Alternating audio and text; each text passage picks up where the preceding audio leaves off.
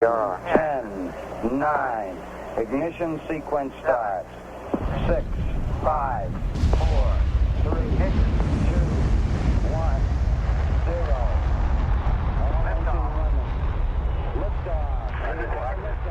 Welcome to the Alien Pro Podcast. With scarcely more than a dozen sightings for July 10th, the UFO wave of 1947 had almost completely subsided. Few, if any, of the reports were carried by the wire services. Concentrations of reports had broken up, although there were 4 sightings apiece for Colorado and Washington. Most of the reports for that day still came from the western states, with 2 in Idaho and 1 each in Arizona and New Mexico. I'm Doug, and joining me today again is Dr. Bill. Bill, how's it going? Hey, how you doing? Are you living the dream? With technology. Are you living the dream? I am living the dream, but I'm also struggling with, with the technology. We're trying to get this going on video and YouTube.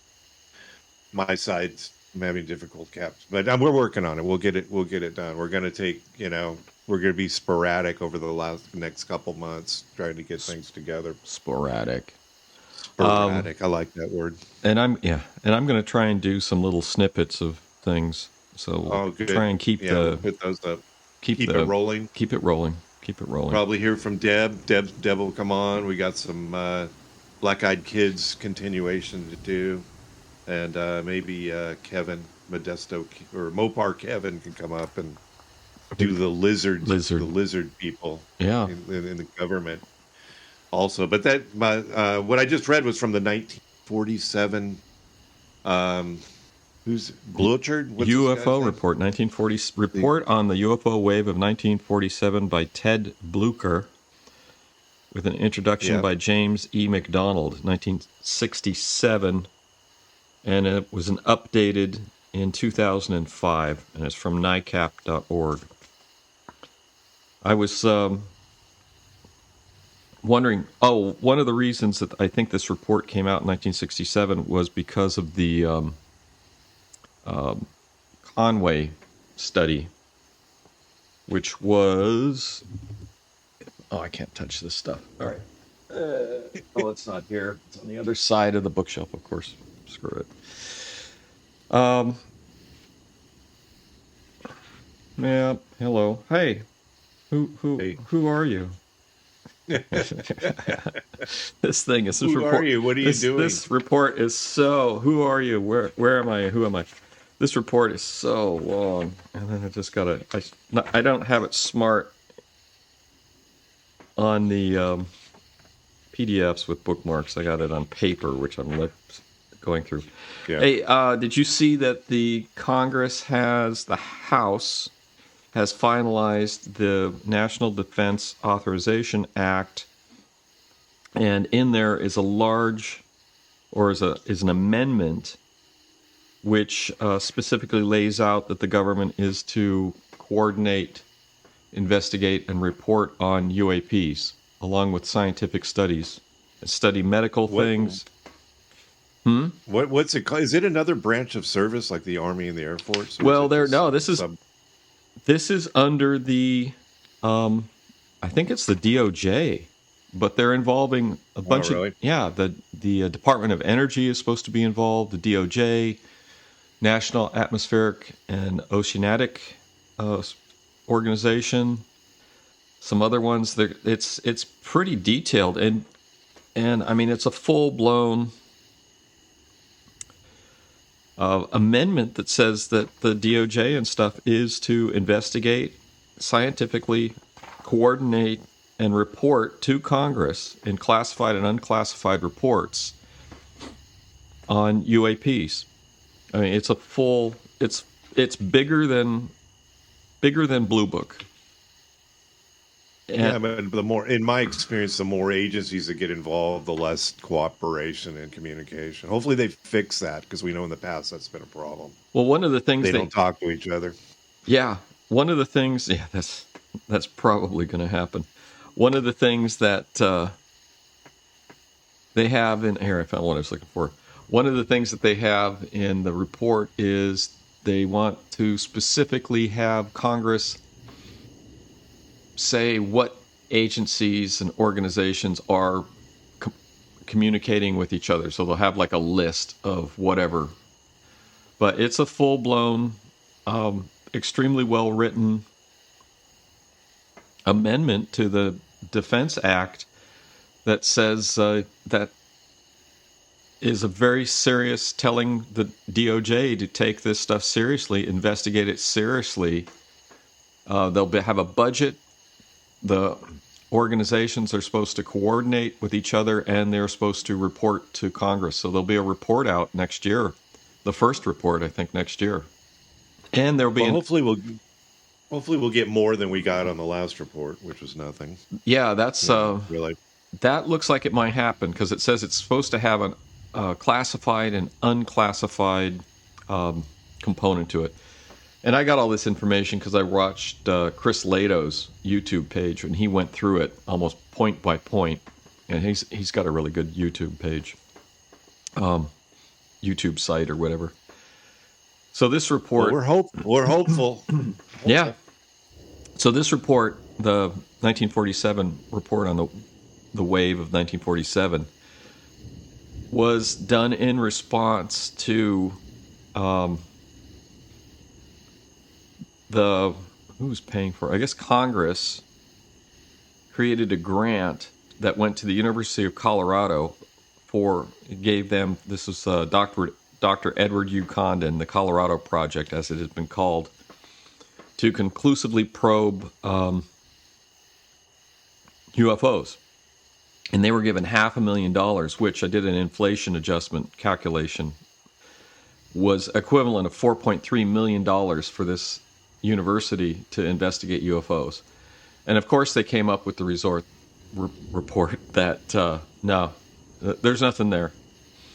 So, but now here we are. And this was the 47 report, which was written in 1967, keeps talking about it being 20 years later. And now it's 70 years later, and Congress is doing it officially.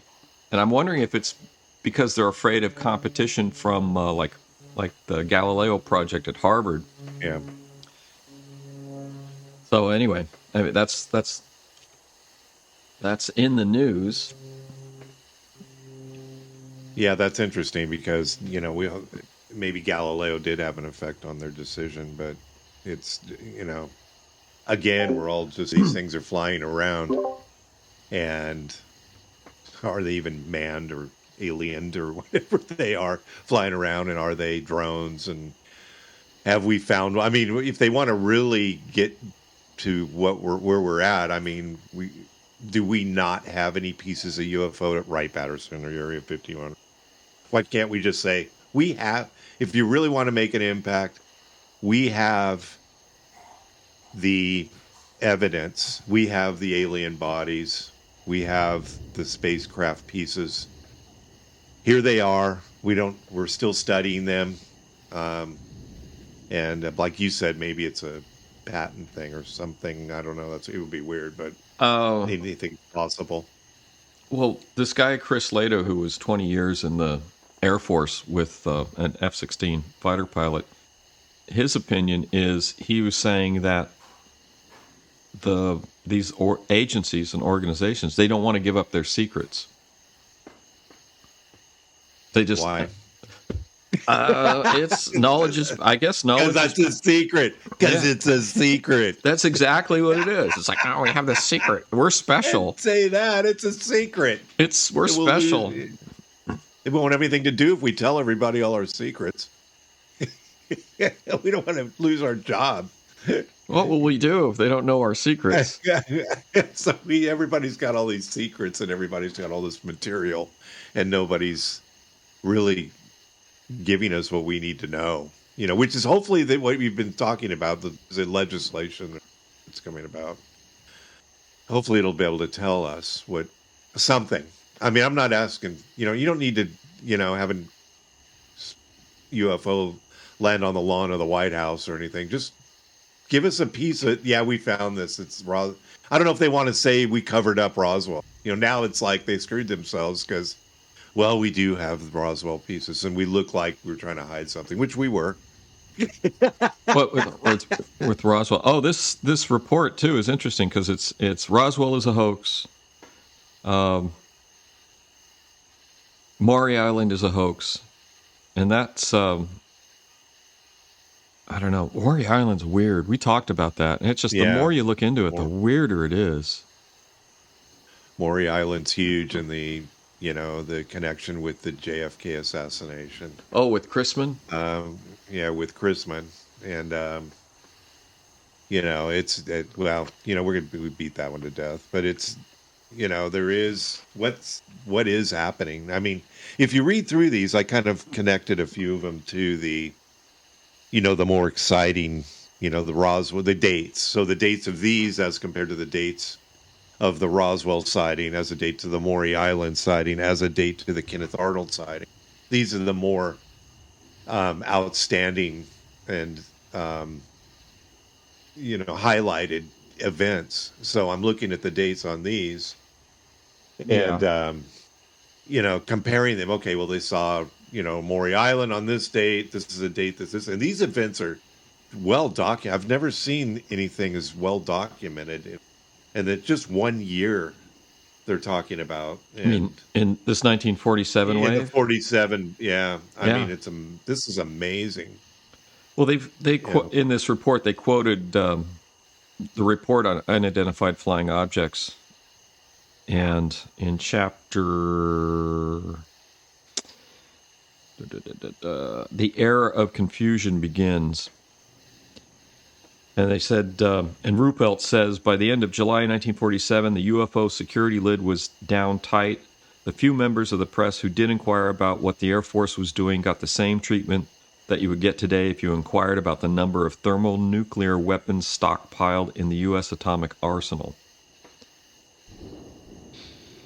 No one outside of a few high-ranking officers in the Pentagon knew what the people in the barbed wire enclosed Quonset huts that housed the ATIC, Air Technical Intelligence Center, were thinking or doing. The memos and correspondence that Project Blue Book inherited from the old UFO projects told the story of the early flying saucer era. So this is when Ruppelt was there and he was going through the old files when he finally was able to take over. And he says, these memos and pieces of correspondence showed that the UFO situation was considered to be serious, in fact, very serious. The paperwork of that period also indicated the confusion that surrounded the investigation. Confusion almost to the point of panic. The brass wanted an answer quickly, and people were taking off in all directions. Everyone's theory was as good as the next, and each person with any weight at ATIC was plugging, investigating his own theory. So this was a crazy time with 850 sightings in 1 year. Yeah, it's difficult to figure out what there's still, as we talked about before, there's still sightings. If you look at MUFON, there's still sightings every month. We get a report from them from all over the world. Mostly because the U.S. is because we can gather that more readily. I think there's more sightings in other countries, but that's really not their focus, as much as a nutty U.S. is, we want to know, what's going on here. Yeah, I got a question. Does the UFON report, did they go into detail, like where the sightings are and the times and dates and all that stuff? Yeah, you have access when you're in MUFON. I have to look to see, because I just joined last year about this time, so I'm going to make sure I probably had auto renewal or something. Yeah. You can go and look at any report. Okay. In the beginning, we read one of the things we did, which was kind of dry, but we read some of the reports off of MUFON. The one with Brandon, the episode Brandon and I did, you were outlined. We had just kind of read down some of the MUFON sightings. They were very boring. Yeah. I guess it's that. There was nothing that you could grasp onto. It was like when I talked to the guy last weekend at the craft show. Yeah. It's like, I saw you. His wife, he saw a UFO. in the 60s. Yeah. And Yeah. it's like, if you talk to people, they will tell you different things. Much to the chagrin of my wife when we're out and about, because I'll wear the shirt, the UFO shirt, and people are like, "Oh, I like your shirt." Hey, You some of believe these, it? yeah, some of these sightings though in '67 are pretty interesting. I saw one. I was just leaping through them, and there was one in San Leandro which caught my eye, where the entire San Leandro. This reminded me of that because the guy that you talked to said he saw one in San Leandro in the '60s, Yep. Yep. and this report was the entire San Leandro Police Department saw 6 UFOs flying around. It's amazing. Yeah, yeah. I didn't mark it, so. But yeah, the reports in this are pretty remarkable. Well, I don't know how dry the ones are on MUFON, but I was looking at some of these. They weren't that dry. They don't look as juicy as these. I mean, you read them; they're a sterile. Just They're facts. a sterile report, very sterile. Just this is the facts. You too can be a MUFON investigator for a small fee to learn. You too. How to process. If you would like to become a MUFON investigator, I was considering doing it. Signing up for it. I mean, maybe. I mean, why not? There's an online course. It's one, and then you can get a printed copy, and I just do it online, I imagine. Yeah, yeah. And just be a MUFON investigator. I don't know. They have MUFON. I don't know if they have meetings all over the place, because they're kind of like AA. You've got like MUFON. You got them all over the place. If you need to go to a meeting. So are the meetings to convince you not to believe in? Yeah, I don't. Like AA. Were you drinking while you saw that? I don't know. So, I'd like to go to a meeting. Just kind of check out what goes on in my area. You should. It might be interesting. Yeah, definitely. Something to do in the winter. But it might be good to be involved. Might give us, a little more depth as to what is happening. They've got their symposium on July 7th in Las Vegas. Good old Las Vegas. Oh, next year? It's July 7th. Yeah, in 2022. We can, you might, should. I don't know. We might be able to coordinate. You were thinking about that road trip. That other thing, we might be able to do that. It's Vegas. We were talking about Area 51. I mean, it's not, they're all kind of in the vicinity. Yeah. Relatively, but that's kind of hot in July.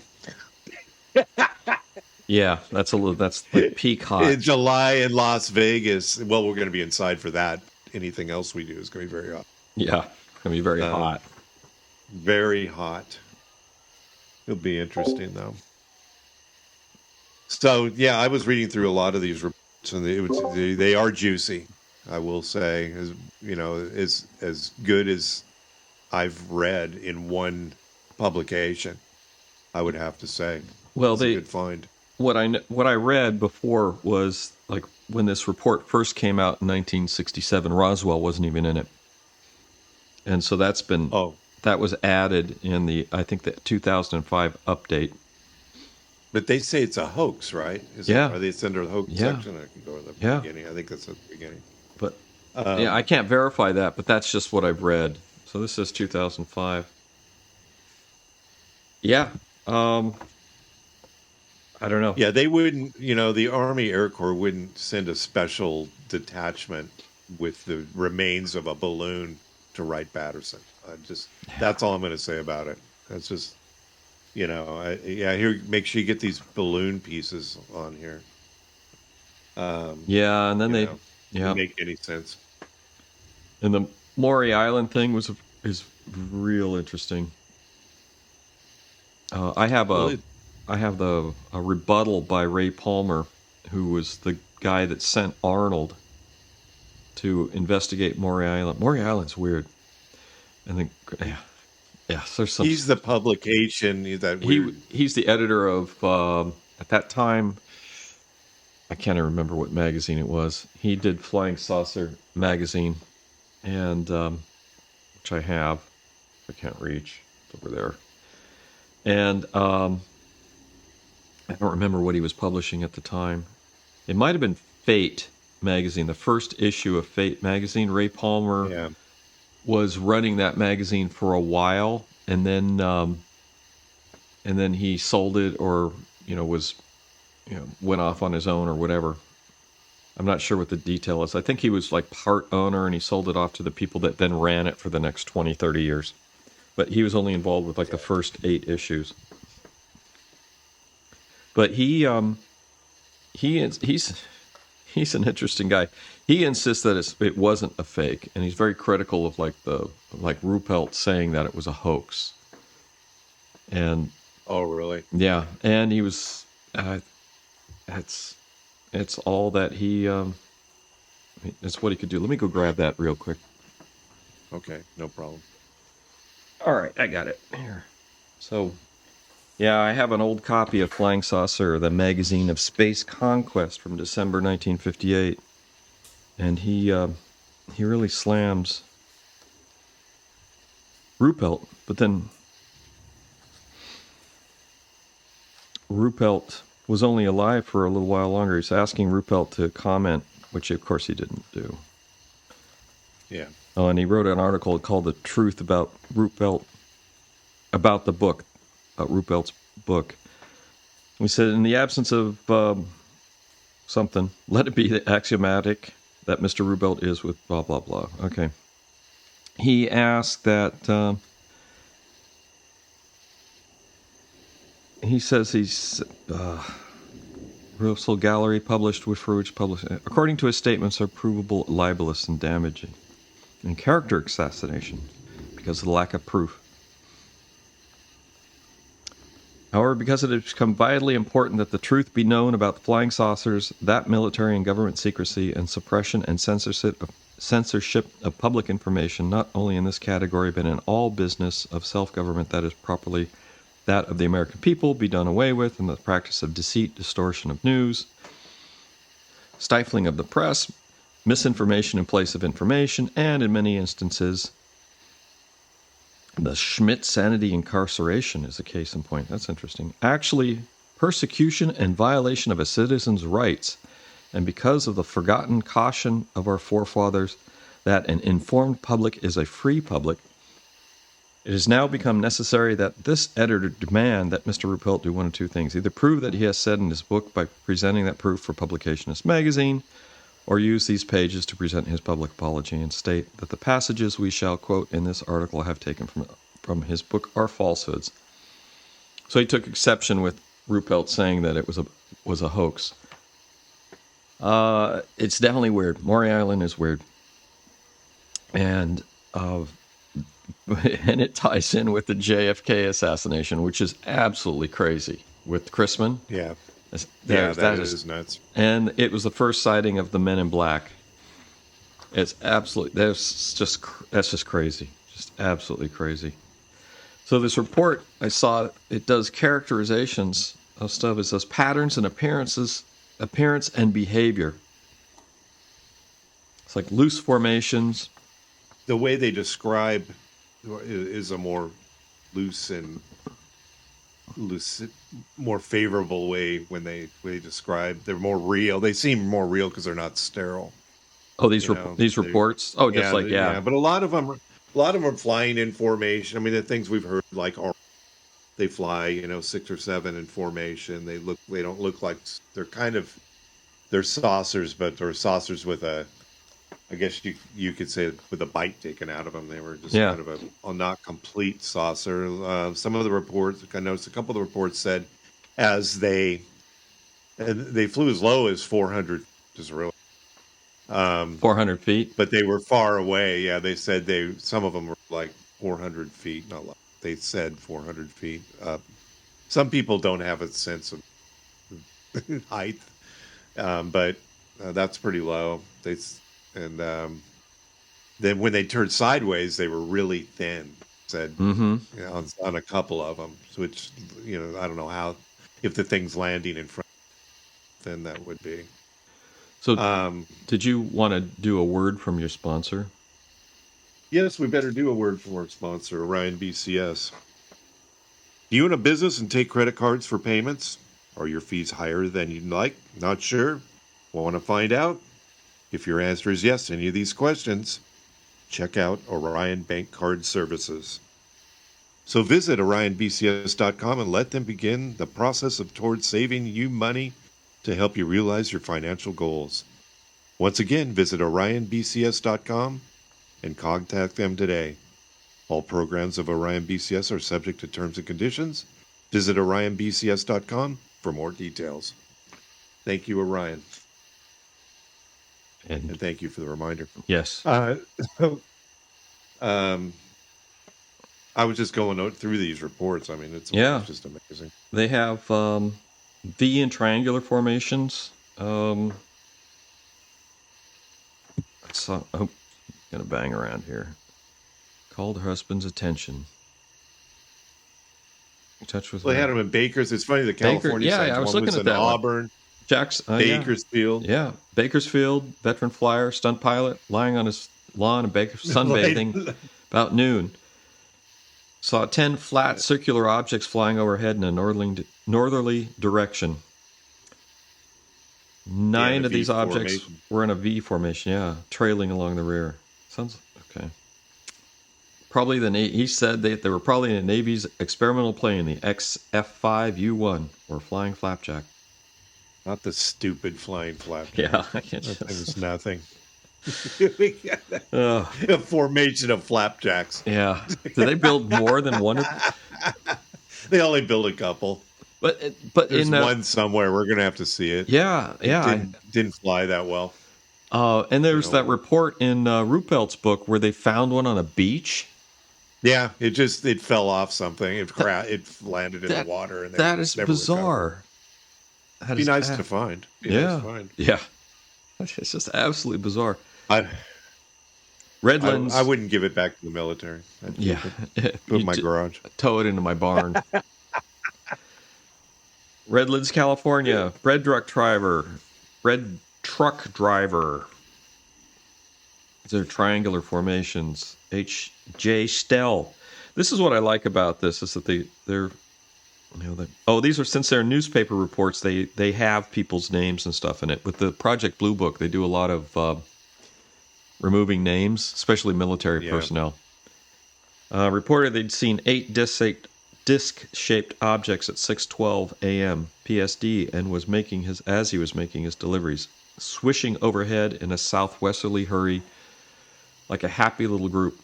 Hey, what was that story that you told where you were leaving real early for work and you saw something? Was it a big flash or something? Yeah, it was a gigantic flash. I mean, it was 3:30 it's 3 o'clock in the morning. Was it? And was there a thunderstorm, or it's just? No, it was clear. It was I think it was a meteor that just disintegrated in the atmosphere. I mean, that was I looked at the news all the afternoon after I got back from work. And I saw nothing. Okay. There was no mention of it. Looked at the internet. There wasn't any indication of what this was. But I think it was in 2009. Okay. 2010, something like that. Hey, I don't know. Yeah, you suggested that I take a look at that Volcano and UFOs documentary. Did you watch that? Yeah, I watched that, the one on Amazon. Yeah, I checked it out. What did you think? What did you think of that? I didn't think it was very good. I mean, the most of the 1 or 2 of the videos they showed could be something, but the rest of the videos I would say were satellites or meteors or airplanes. We don't know the. I was thinking about you don't know the orientation. They didn't do any research on the possibility that they could be these things. They go, oh, well, it's a no-fly zone because of the volcano. Right. Volcano. But I've noticed that when they were doing it, they were like doing a side-by-side comparison between 2 cameras, and one was infrared, and you could see all these stars, and the other one you couldn't see stars, and the object was at the same sort of magnitude as the stars. So I think it could in that case it could have been a satellite or something. Yeah. I didn't find one video where the object was moving around a volcano and actually stopped and went behind clouds and stuff. that one's a definite maybe. And then there was the photograph that the news reporter took, that a spectacular photograph that the news reporter took with objects swooping in to the volcano. Yeah. That was intriguing. And I think those two, I would say, were possibilities. The rest of them, it's just you can't. I mean, they're relying on people watching thousands of hours of volcano images. Yeah, because they placed the cameras on there. I mean, if you remember Mount St. Helens, when that thing blew up, they had cameras placed around. And I think, if they could extract, I don't know why they're going into volcanoes. I still maintain my, hollow Earth theory that they're coming in from the inside the Earth and have been here for. They're not just showing up on their flight schedule from Zeta Reticuli, maybe, but I think they're from. My theory is they've been here and now they're afraid that we're going to they're going to blow their planet up. Well, that's actually that hypothesis actually fits in with Avi Loeb, the guy that's running Galileo Project at Harvard. His hypothesis is that it's alien technology that's been here and is observing us. That's the speculation. So that fits in with what you're saying. Yeah. And we currently have a basis of knowledge that can offer explanations for how that could happen, where before we didn't. Like AI and self-replicating machines and that sort of thing. Well, they're hiding a lot of it in the Antarctic. I don't know if it's the North Pole or South Pole. But they're, and you remember I know the story of the Nazis had tried to put a base in there. They came in mass, and this flying saucer shot out of this cavern and cut ships in half. Yes. I don't know what that's all about, because there's probably no evidence. If there was, maybe it's too cold or frozen. I don't know. I don't think it's in this Flying Saucer magazine that I have from the 50s. But Ray Palmer actually published, maybe in the 60s or 70s, there was these satellite photos which were pieced together showing the Earth, and it looked like the Earth had a big hole in the Arctic region. Oh, yeah. And I saw that on Ancient Aliens. The big hole. Yeah, and then he was saying, well, the Earth might actually be shaped like a donut, like a swirled donut, so it actually swirls down at the thing. I mean, I thought it was cool, but the story on the ancient aliens was that there was an Air Force pilot that it's a no-fly zone over this thing, and they ended up going. For some reason, something happened and they had to fly over this area, and then they flew over it and said things like, got this gigantic hole, and they didn't see anything coming in or out. Instead, you easily fly. So where was the hole? Out in the Antarctic somewhere. Antarctic, okay. Exactly where. Yeah. And it had the coordinates and everything. Probably should just Google Earth if I see it myself.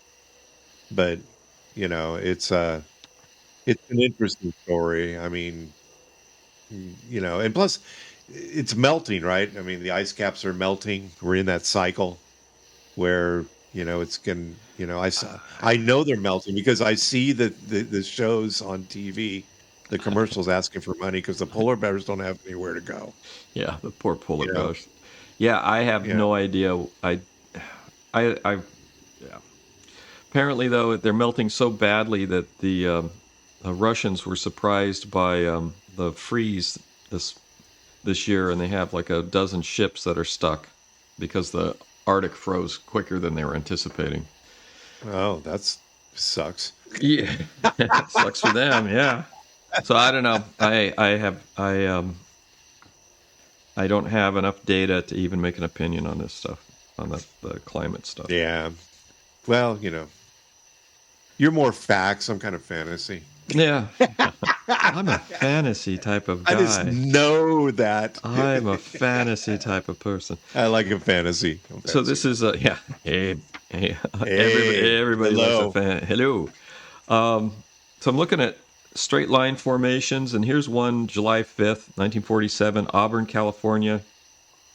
automobile salesman in Alameda, and a former Navy pilot for 5 years, reported that he and a group of 50 other witnesses watched a triangular formation of disc-like objects near Auburn. That's up near you. Yeah, that is. It's on the way to Reno off Highway 80. Cavall said that the disc, that's the guy's name, is Chel Cavall, said the disc seen directly over appeared to be made of metal and looked like bright silver. He added that the round outline was clearly distinguishable. The objects were in view for 3 to 4 minutes. I've seen a lot of airplanes, and these were not airplanes. The only clue I could get as to their height, size, and speed was the fact that they disappeared one at a time, high in the sky, not over the horizon. This effect would be caused if they were very, very large and very high and flying at terrific speed. Cavall was one of the very few UFO witnesses in 1947 who openly expressed the opinion that the objects seen could have been spaceships. Hey, I've been listening to a podcast called Wild Thing that came out a few years ago. And it's this lady that is related to this guy, he's not alive anymore, that was a preeminent Bigfoot researcher up in Washington State. And then she does a second season on UFOs and stuff. But the Bigfoot stuff is pretty darn good. But I've only listened to 2 episodes, but one of the things they were questioning was the lack of photos, since everybody has cameras and stuff. So they're going through that scenario. Yeah, everybody's got cameras. But she made a good point. She was talking to some guy, and the guy I think he's one of the one of the Bigfoot researchers currently. I can't remember where he's based out of. And he was at a talk, and this guy got great photos of wolverines. And this guy's he's a scientist at a university who part of his studies are also Bigfoot. And he went up to the guy after his talk, and he said, he goes, how did you get these really good wolverine photos? Because it's so hard to photograph wolverines in the wild. And the guy goes, well, you caught me. He goes, you know that one photo with the brown splotch far away? He goes, that's the only photo I have of a wolverine in the wild. He goes, the rest of them I went to like a zoo and took pictures. Oh, wow. And then she told another story of this other guy that was he went to Yellowstone. He had a week, and he was trying to get photos of wolves in the wild, and he couldn't get the photos. I mean, this is the guys that got the giant telephoto lenses, and he couldn't get photos of wolves. So he went to a petting zoo and took pictures of wolves. So she threw this out as petting zoo. Yeah, wolf petting zoo. Come and pet the wolf. And I'm not petting a wolf. Yeah. So she threw that you have a wolf. She threw this. She threw this out as why people can't get good photographs of Bigfoot. But I think this is also true as we've experienced trying to get photographs just of airplanes, decent photographs of airplanes. Bill, I've got 2 words. Yes, and, it's called game cameras.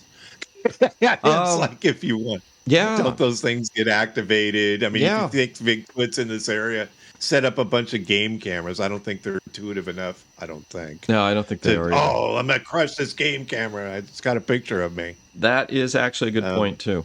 So I don't know. I mean, if you put it up, I don't know. That's actually a really good point. Game cameras are are a big deal.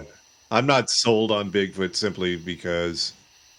Have you ever watched one of those Bigfoot where they're chasing Bigfoot? I think it's actually called Chasing Bigfoot. And I suffered through an episode of one, and they walk around, and what they do is they listen, and then they clack rocks together. Oh, yeah, nice. This is what Bigfoot does, and if you want to clack, and then you wait and hear if any other clack, because that's how they communicate. Okay. And so it's really hokey. I mean, really hokey. Well, I got to say, like that volcano UFO thing, the production values were sort of low and weird, although they did have some interesting stuff. And they were interviewing that guy, and it's like there was this guy that's a lobbyist, UFO lobbyist, and it's like I couldn't even figure out why they were interviewing him. Yeah. I mean, it was so they just threw it in there. Yeah, it seemed to be filler to try and get the time out. But yeah, speaking of low production values, as our production values. The only reason I sent it to you is because it goes in my theory that the Earth thing. And a couple of and I agree with you. A couple of them there was the one where it kind of disappeared into the. I don't know if you saw it. It kind of disappeared into like in front of the volcano, not in it. Yeah, but and that could have been any things that made that happen. But it was weird. I mean, I would say was a bug on the camera lens. Yeah. Could be. Yeah, but it was intriguing.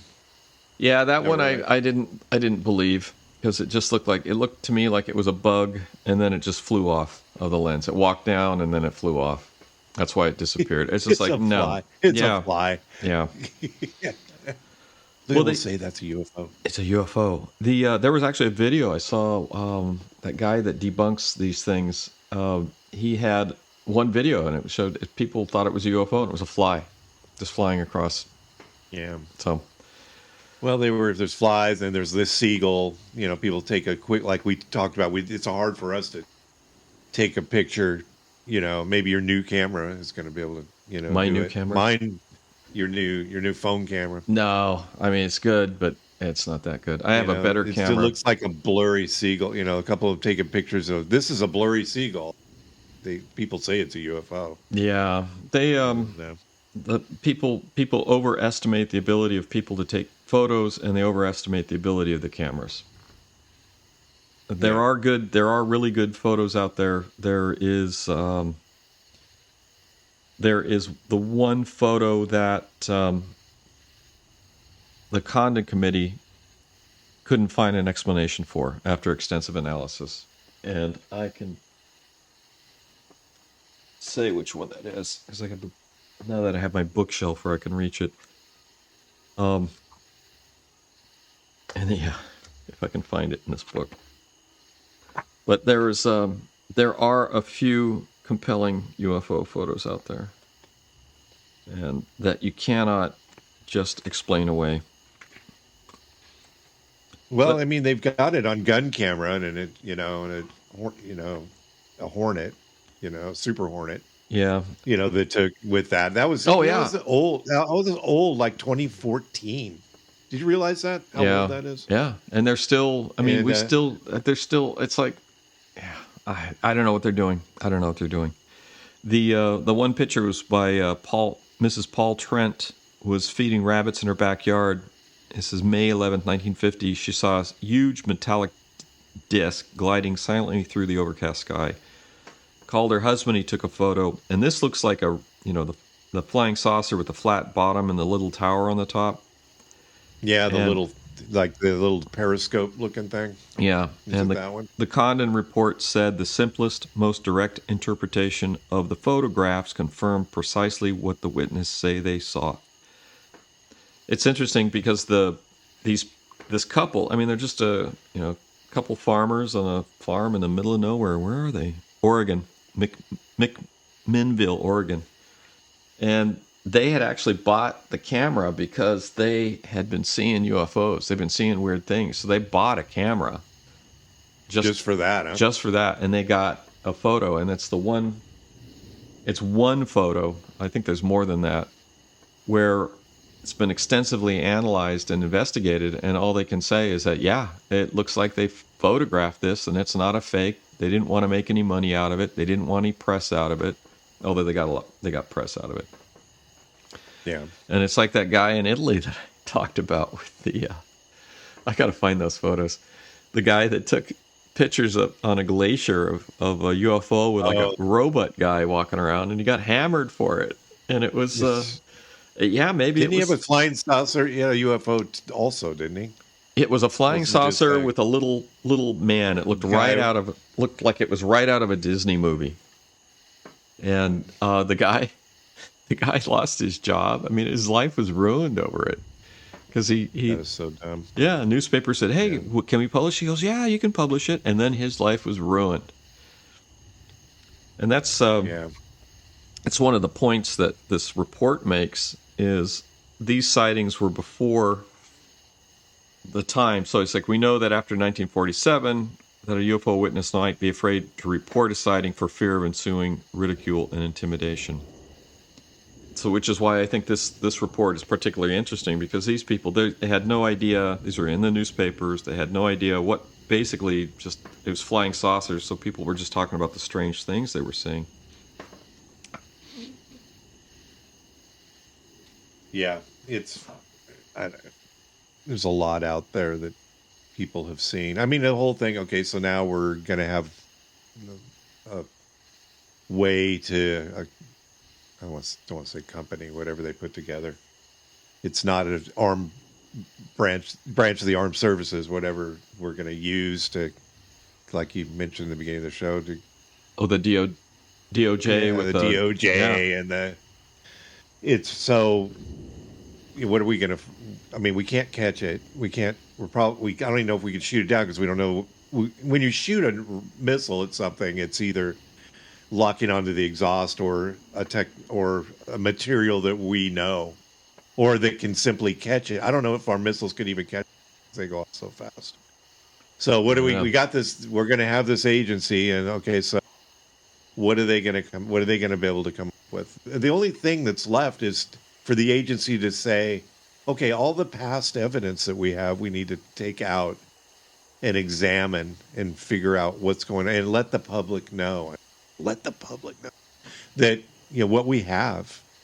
I mean, just, I think it's crazy to say they don't have any, Oh. But again, I mean, people saucer pieces and aliens. Well, people have been saying that for 70 years that the government has this stuff. Maybe they just don't have anything. Maybe it's all, we're all just dreaming this. So a couple weird things happen, and then as happens, our imagination runs wild.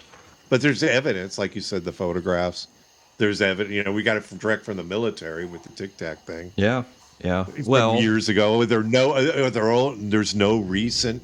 I mean, Elizondo has stated that there is exotic material in our possession. Yes, that's all he can say. So, and in Ancient Aliens, I like that show, even though it's kind of wacky. They found the material. I don't know if I sent you that episode.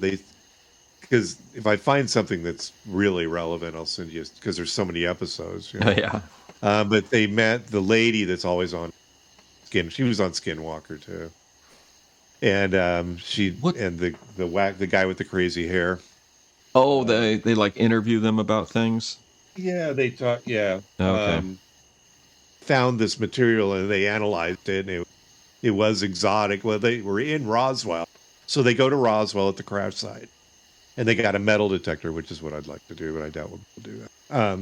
And they found these small pieces because the military snatched up as what they could find. Oh, so there's and carted it away, but they found a couple of small, not big, probably 1 inch pieces of material, and they're layered. The materials layered. So I don't. It's a metal. It's not an unknown metal, but it's the way it was manufactured. They said was unusual, especially being found in that field. Okay. Okay. So they found a couple pieces of wire. They had everything analyzed.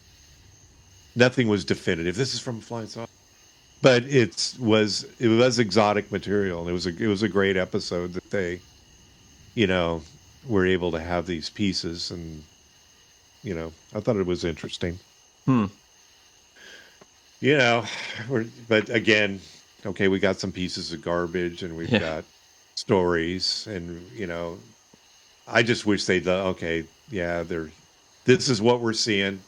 Yeah. But none of the the spacecraft that Lazar stated that he saw of I believe it was 4 or 5 at S4 were Tic Tacs. They were all just various different flying saucers. Yeah, I mean, and the flying saucer that I was just talking about that those people saw in Oregon that had that good photograph. That's like a classic flying saucer that could fit Lazar's image. I'm looking at some of these looking through this report, and they got appendages, antennas, legs, propellers, and tails. And there's one that the guy saw a propeller on the bottom. Yeah, that probably is some weird experiment. Yeah, that sounded interesting. And this guy, but speaking of Tic Tacs, on July 4th, Los Angeles, California, Herman V. Freed, aircraft inspector living at, they give his address. Describes saying, yeah, it's old news. Yeah. 70 years later, I'm sure he's still there. It might be. Describes seeing an object shaped like a lima bean fly over Elysian Park at 8:30 p.m. PST. Estimated altitude 5,000 feet. You don't know that. Appeared to be two jet pipes sticking out of the rear edge of the object with vapor trails. Leading edge appeared transparent. Could have been a cockpit. Freeze worked as an aircraft inspector. Should certainly ensure his being able to tell a conventional craft from a non-conventional. Visual artist. Someone for this Civil Aeronautics Administration, which is now the FAA.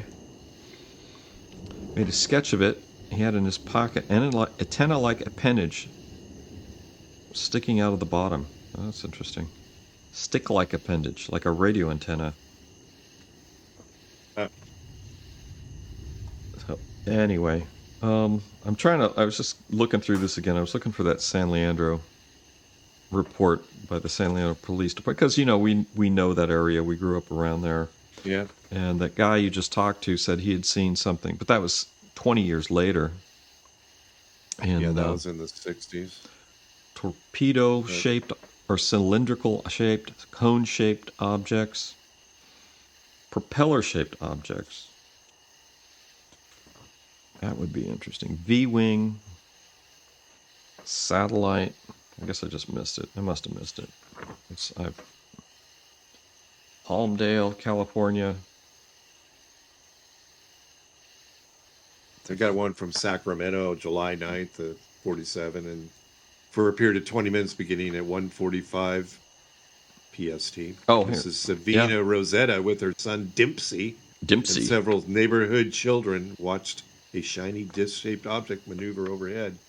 When I first saw it over Southside Place, it was moving north about 1,000 feet up, Mrs. Rosetta reported. Then it started to spiral up until I could hardly see it. After making a circular ascent, the disc leveled off and resumed its northerly flight. Mrs. Rosetta and the children finally lost sight of it at 2:05. Well, Sacramento had Mather Air Base and McClellan. I mean, they had B-52s down here, so I'm sure we had, bombs. Yeah. Thermonuclear bombs, and that's the theory that they're worried about. Oh, what are we going to do with the planet? That was in the NDAA. One of the things is they wanted specific reports on UAPs around nuclear facilities, weapons storage, silos, power plants. That was interesting too. Yeah, as well they should. I mean, that seems to be what they're going for.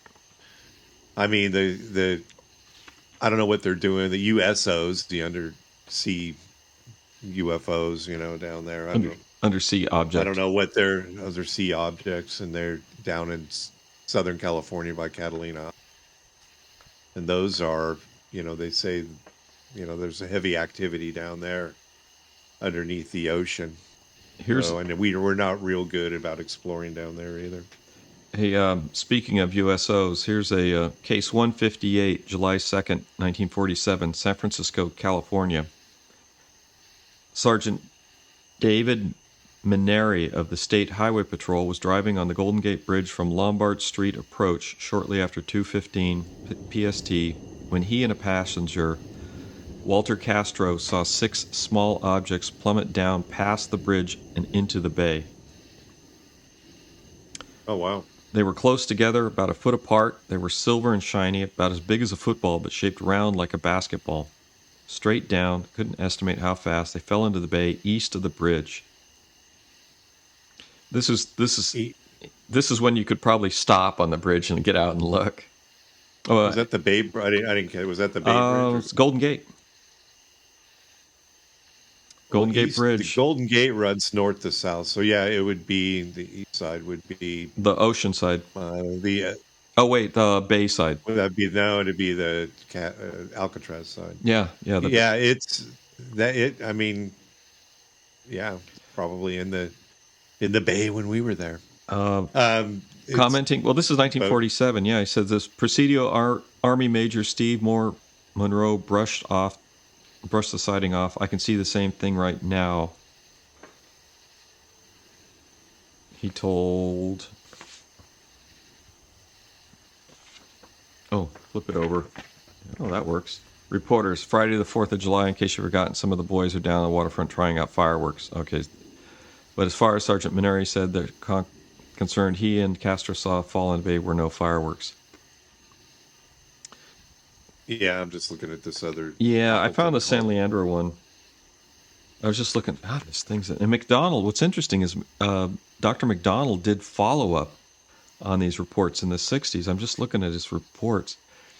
San Leandro, members of the San Leandro Police Department, July 5th, 1947, had seen a disc circle over the city at 7 p.m. PSD after they had received approximately 15 calls about the object. Officer Bill Williams, S.D. Capitola, and Tony Gomez said the disc-like object approached from the west and circled over the area for half an hour. Capitola said it appeared to be between 5,000 and 10,000 feet high, white speck about the size of a dollar. He said the object disappeared to the south. Most of the San Leandro police officers on duty saw it, as well as members of the fire department. Police in Oakland received 5 calls from people who said they had seen the object. All right, so we're coming up on an hour. This report, I think we can spend, more time looking this over. Well, we'll have more time to look this over. This report is just, these cases. I want to read some of Dr. McDonald's follow-ups on these cases. Yeah, that'd be good. Yeah, but 1947 was a big UFO event that started the whole thing. It freaked the government out, which caused a clamp down on secrecy. This is also the Project Saucer, I think, came out of these sightings, and the people that originally wrote the first Project Saucer report to the Pentagon said they thought they were space aliens. Oh, really? Yeah, they said that they thought the UFOs were extraterrestrial. They thought it was a big deal. It went up the chain of command to Vanderbilt? Who's Vanderberg? To the chief of Vanderberg, chief of the Air Force. And Vanderberg looked at it and said, no. Sorry, that can't be true. And it all kind of depends on if you believe yourself. Yeah. How you're going to be looking at this. And the report was destroyed. Back in the 60s, you couldn't, like this guy said when I talked to him last week, he goes, they swore each other to secrecy. They wouldn't tell anybody. Ended up looking like crackpots. Yeah. And people just don't read it. There's probably a lot more of these sightings. People like, I'm not telling anybody. They're going to be crazy.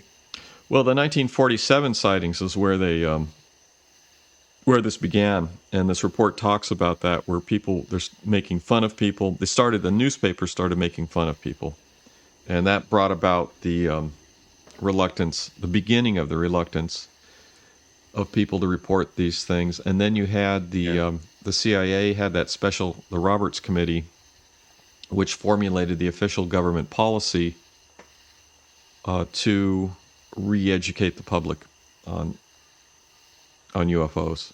This report also says that the CIA was heavily involved in the UFO stuff even in the 60s. Well, and a lot of these people, like with the destruction of NICAP in 1970 and some other things that happened, they're saying that the CIA was involved in that. Yeah. All right. All Ready to right. wrap it up? Well, I'm going to All right. sign off for the next month. I'll see you in January. Okay. See us in January. Thanks for listening to the latest episode of the Alien Probe podcast. We welcome comments, questions, or requests to alienprobepodcast@gmail.com. Visit us on Facebook at alienprobe.net, Twitter and Instagram at alienprobepod. Thanks to our senior producer, Robert Anthony. And thanks, Dr. Bill, for joining us again. Yes. Great episode. Appreciate it. We'll see you in January. See you in a while. Bye-bye. Bye.